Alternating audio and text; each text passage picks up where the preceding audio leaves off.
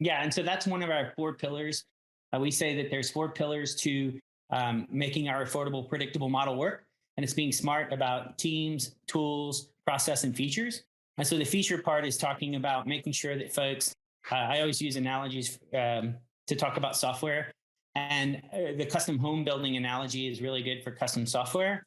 And if you've ever watched the shows where people are shopping for real estate and they're Hmm. always like, okay, this is all the stuff we have to have, and they're like, all Right. right, fine. And they show them the house and it's like three times their budget, and they're Mm. like, okay, well, maybe we can be a little further from downtown. And it's the same thing with software. When you talk to folks, and before they've actually seen how expensive it is and how hard it is, they'll have a really expensive wish list of things. And so part of our journey with folks is to kind of sit them down and say, look, let's just create a prioritization of the features you need, and we'll put your budget over that, and then you can get exactly what you need.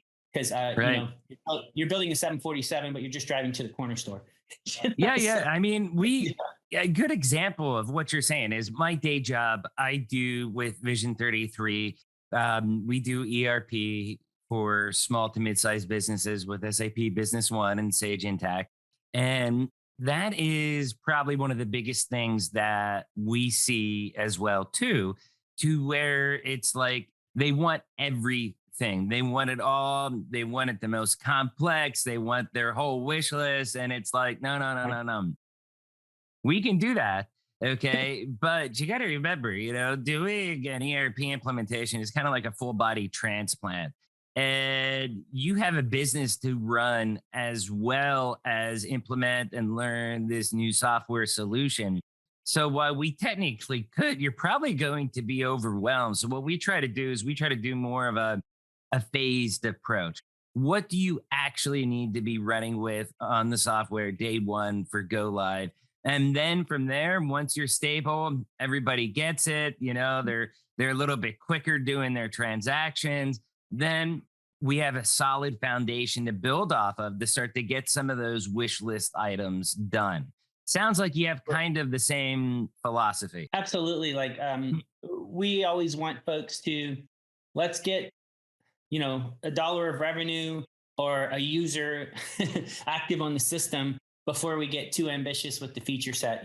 So let's just make sure that people are actually going to use it, that they're actually going to spend money on it, and then we'll start adding all of these things that are differentiators.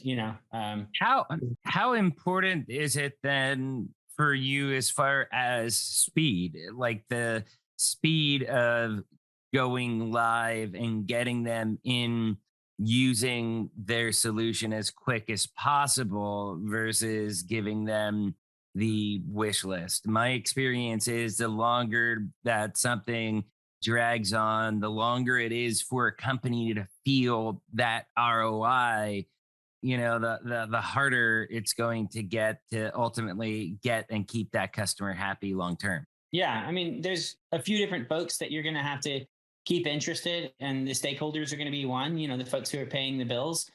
So we like to show working software in deployed environments within a week of when we start, and Wow. then we agile processes. And so that first working piece of software is going to be pretty simple. Maybe it just shows a customer list or a list of projects or something like that, but it'll look like what the final product's supposed to look like, and it'll be out deployed in the real world. If you are hiring teams to do things for you, that would be probably my number one thing that I would say you have to insist on, because what happens is folks will. There's a lot of things about our industry, my industry, our industry, whatever, that embarrasses me as far as the software consulting. And one is where folks will get in there and they'll be billing people for 3 months, 4 months, whatever, and the people who have signed contracts with them, they feel like the contracts are protecting them. And they're like, oh, okay, these people are guaranteeing, we're just giving them 25% up front, and then we don't have to pay the rest until this happens, until that happens. Well, a lot of times that 50% or whatever that you pay before you get to the end of the project will cover a lot of their costs.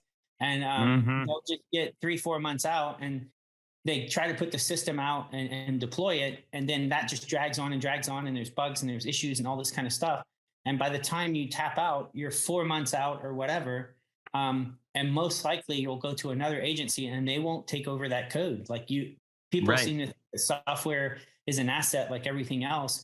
But it's not. It's most of the time a liability unless you work with a firm I that just had really that treats same it. exact discussion, and they're like, "Hey, look, we're having this one company do an integration for us, and we want you guys to add onto it." And it's kind of like we don't really know their code, and it might not be to the best practices as far as our standards and how we do it.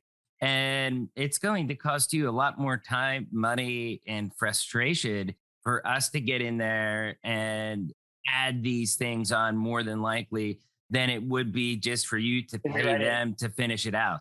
Yeah, yeah. That the rewrite thing is a big factor.